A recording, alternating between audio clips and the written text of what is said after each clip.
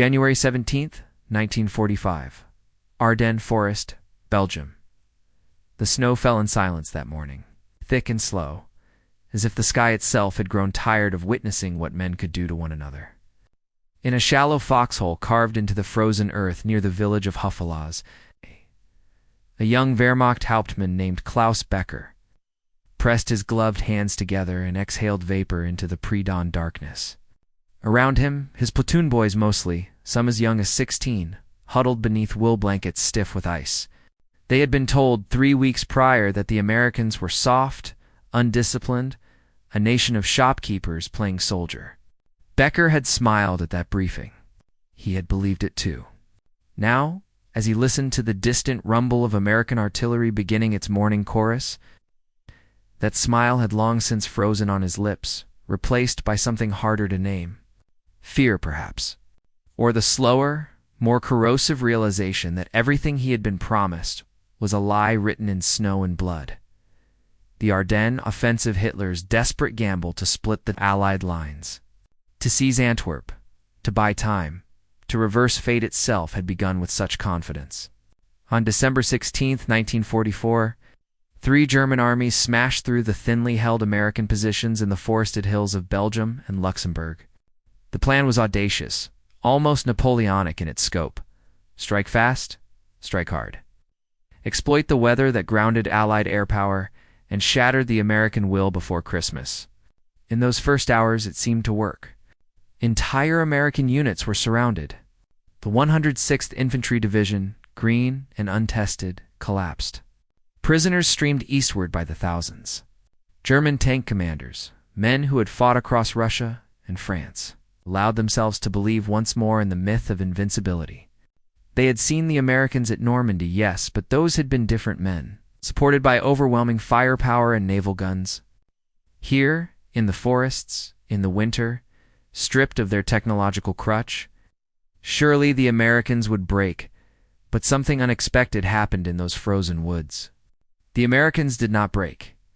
They bent, they bled, they fell back, but they did not break. Becker had been educated at Heidelberg before the war. He understood history, understood that armies were not merely collections of men and machines, but expressions of the societies that forged them. The German army was built on discipline, on hierarchy, on the Prussian ideal of duty unto death. It was an army that could endure catastrophic losses and still maintain cohesion because obedience was woven into its very soul.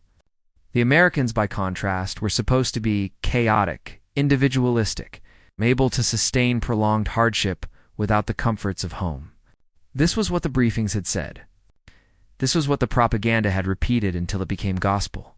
And in the first days of the offensive, when American units scattered before the panzers, when entire battalions surrendered rather than fight to annihilation, it seemed the gospel was true.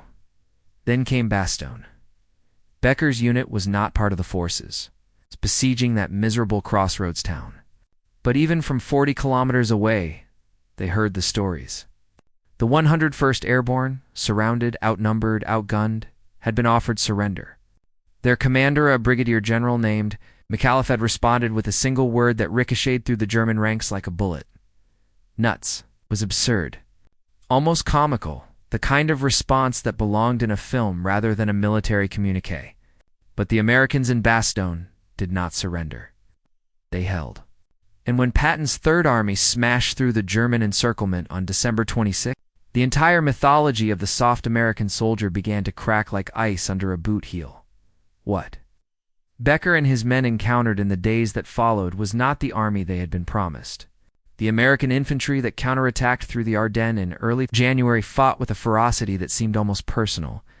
They did not fight like men defending a principle. They fought like men who had been insulted, who had something to prove.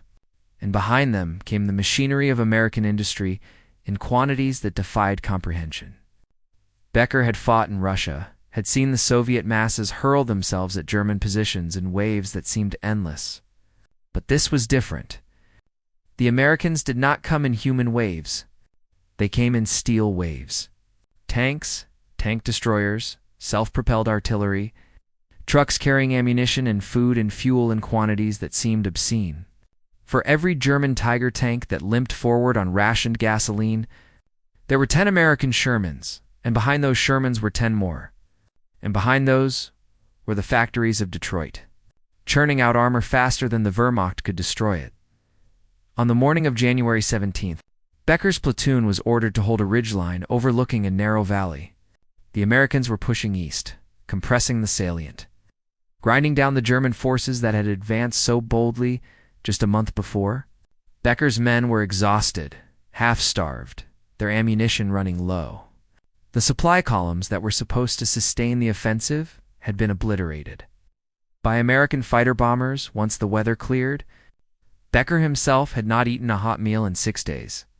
His daily ration consisted of a piece of black bread and a sliver of ersatz sausage that tasted like sawdust mixed with lard. He watched his men gnaw on these rations with the mechanical desperation of men who understood that hunger was just another enemy. Slower than bullets, but no less deadly then. In the gray light of mid-morning, the American artillery found them. The barrage began with a sound like the earth tearing itself apart. Shells 155 mm howitzer rounds. Becker Guess walked across the ridgeline with methodical precision. Trees exploded into splinters. The frozen ground erupted in geysers of dirt and snow. Men screamed, not in defiance but in the simple animal terror of creatures caught in a trap.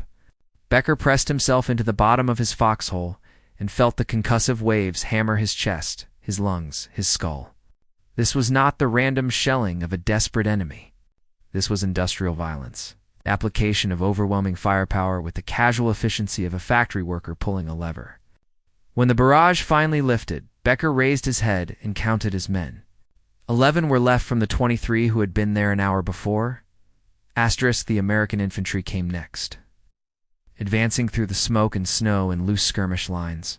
They moved with a practiced caution that surprised Becker, not the reckless bravado of victorious soldiers, but the careful professionalism of men who understood their trade. They used covering fire, moved in coordinated rushes, communicated with hand signals and shouted commands. Becker's remaining men fired back, their Mauser rifles cracking in the cold air. But it was futile. For every American who fell, 2 more appeared. And behind them, always behind them, came the tanks. Becker gave the order to retreat. There was no shame in it. Not anymore. The shame had been burned out of them weeks ago, replaced by the simple, desperate calculus of survival. His men stumbled back through the trees, abandoning their positions, their equipment, everything that could not be carried. Becker himself paused at the edge of the ridgeline and looked back at the advancing Americans. One of them, a young soldier, perhaps 19 or 20, was kneeling beside a dead German, rifling through his pockets. Becker expected him to take valuables, souvenirs, the grotesque trophies of war. Instead, the American pulled out a piece of paper, studied it for a moment, then carefully placed it back inside the dead man's tunic. It was a small gesture, almost meaningless, but Becker felt something twist inside him. These were not the barbarians the propaganda had described. They were just men doing a job. And they were doing it with a competence that made all the German theories about American weakness look like the fantasies of desperate old men. The retreat continued through January. Becker's unit, what remained of it, fell back through villages that had been German-held just days before. In each village, the evidence of American occupation was unmistakable. Not destruction, necessarily, though there was plenty of that, but abundance. In one abandoned American supply depot, Becker's men found cases of rations, the famous rations that German soldiers had heard about but rarely seen. They tore into the boxes like starving dogs and discovered a treasure that seemed almost mythical. Canned meat, canned fruit, chocolate bars, cigarettes, instant coffee. One young soldier, a Berliner named Franz, held up a can of peaches and stared at it as if it were a religious icon. They feed this to their soldiers, he whispered. In the middle of a war? Becker said nothing. He was too busy calculating the implications. Each American soldier, he had heard, received more than 4,000 calories per day in rations.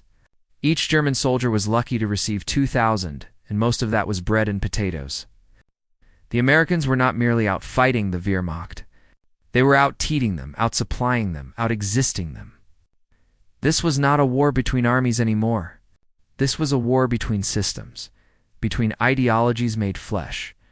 On one side stood the Third Reich, a regime that had squeezed every resource from its conquered territories, that had stripped its own people to feed the war machine, that had bet everything on speed and shock and the will to power. On the other side stood America, a nation so vast, so wealthy, so absurdly productive that it could wage a two-front war across two oceans and still feed its soldiers. Canned peaches in the middle of a frozen forest in Belgium, asterisk. Franz ate the peaches slowly, savoring each bite. When he was finished, he looked at Becker with something like despair in his eyes. "We cannot win this," he said quietly. "Can we, Herr Hauptmann?" Becker did not answer. The answer was already written in the snow, in the abandoned equipment, in the steady westward press of American armor. The Ardennes offensive, Hitler's last great gamble, had failed. The Americans had held. More than held, they had counterattacked. And now they were grinding the Wehrmacht back toward the Rhine with the inexorable patience of a glacier. Becker had believed once in the righteousness of the cause, in the destiny of the Reich, in the superiority of German arms and German will. That belief had not died in a single moment. It had eroded slowly, like a statue worn down by rain, till nothing remained but the cold stone of reality. By the end of January, the Ardennes salient had been eliminated. The German forces that had advanced so boldly in December were shattered, their equipment destroyed, their men dead or captured or fleeing east toward a homeland that no longer existed except as an idea sustained by terror and delusion. The cost to the Americans had been severe, nearly 90,000 casualties, the bloodiest battle in American military history. But they had borne that cost and continued fighting, continued advancing, continued grinding forward with the mechanical certainty of a nation that understood it could afford to lose men and machines because there were always more men, always more machines rolling off the assembly lines in cities that had never seen a bomb. Becker survived the Ardennes.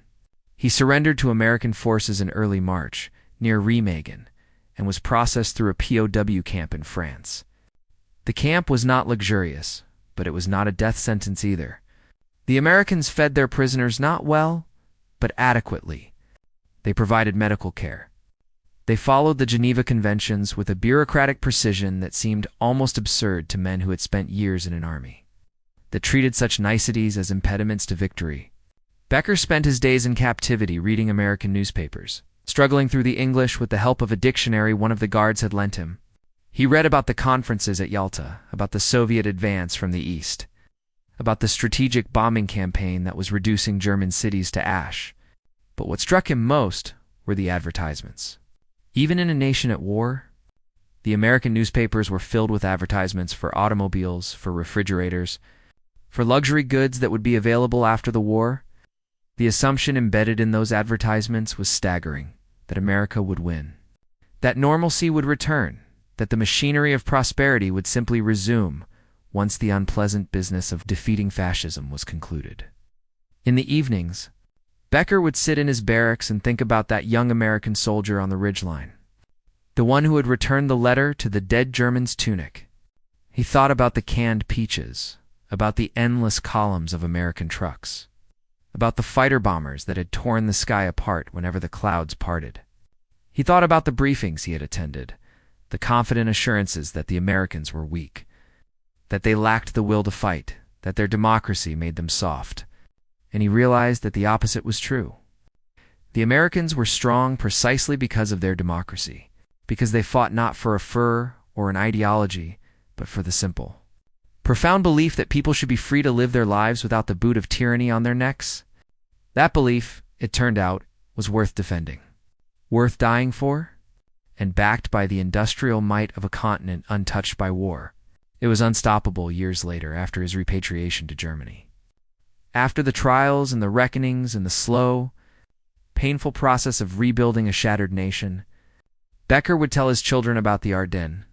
He would describe the snow, the cold, the fear, but most of all, he would describe the moment when he understood that the war was lost, not because the German soldiers were cowards, not because they lacked courage or discipline, But because they were fighting an enemy that could afford to make mistakes, that could absorb losses, that could feed its soldiers canned peaches in the middle of a winter forest and still have enough left over to keep fighting.